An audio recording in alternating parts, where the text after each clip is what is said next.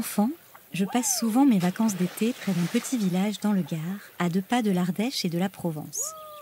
Nos activités familiales varient entre parties de pétanque, pique-nique, baignade et lecture.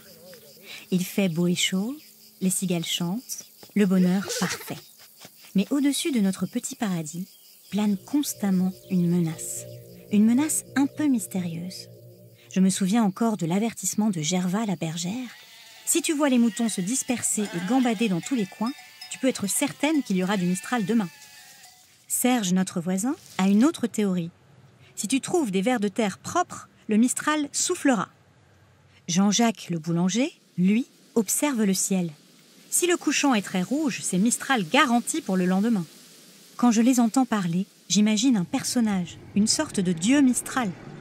Un peu inquiète, je demande à mon père de quoi il s'agit.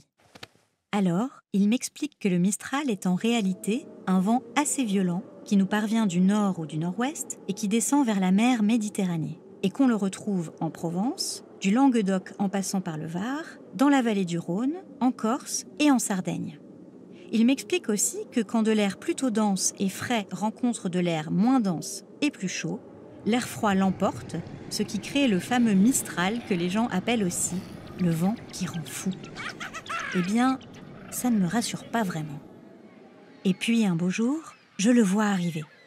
Les journaux s'envolent, les chaises en plastique se renversent. Nos vacances idylliques se transforment en chaos. Je m'inquiète. Va-t-il nous rendre fous ? Non, mais il va nous agacer au plus haut point. Tout d'abord parce que son air glacial s'engouffre dans chaque parcelle de notre corps. La piscine, la rivière ou la mer dans laquelle nous rentrons d'habitude avec plaisir me semble tout à coup polaire. Puis, il y a sa force, son bruit entêtant, sa durée. Le Mistral peut souffler pendant des jours et des jours. Moi, j'ai les oreilles qui sifflent. Les adultes se plaignent de migraines, d'insomnie, de nervosité. Mais le pire, ce sont les incendies. Je me souviens avec effroi de ces kilomètres de terrain brûlés, noircis, dévastés. Tout ça à cause du Mistral qui propage le moindre départ de feu à plusieurs kilomètres par heure, poussant aussi la fumée, ce qui rend l'intervention des pompiers très difficile. Et pourtant, je ne le déteste pas. Au contraire, je me souviens de nombreux moments où la chaleur infernale du sud nous a fait prier pour qu'un peu de Mistral vienne rafraîchir l'air. Il nous a souvent soulagés de la canicule.